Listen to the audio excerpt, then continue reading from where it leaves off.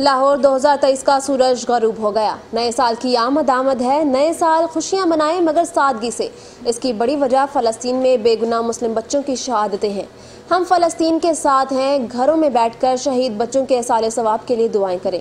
इस वक्त नुमाइंदा 7 न्यूज़ मलिक मुश्ताक लाहौर माल रोड पर मौजूद हैं। उनसे जानते हैं शहरियों के क्या जज्बात हैं।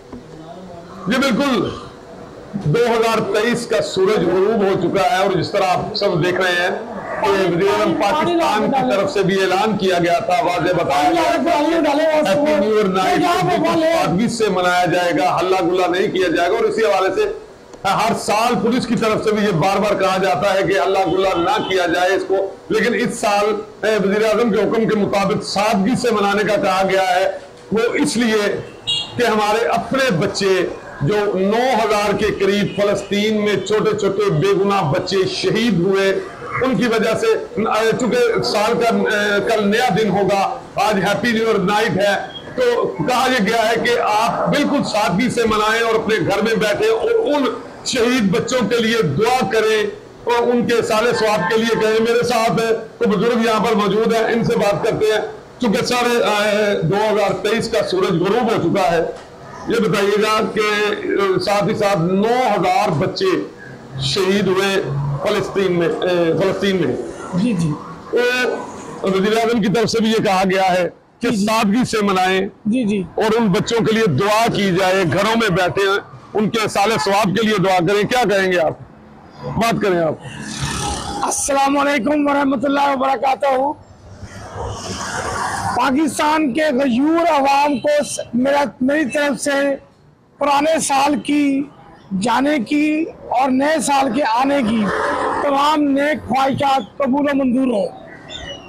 मैं चूँकि पाकिस्तान का एक अदना सा जिम्मेदार शहरी हूँ, मुझे फ़लस्तीन के जो अवाम है उनसे प्यार है, उनकी खिदमत में और उनके जज्बात से 9000 बच्चे जो शहीद हुए वहाँ पर, उन बच्चों से इज़हार हमदर्दी है।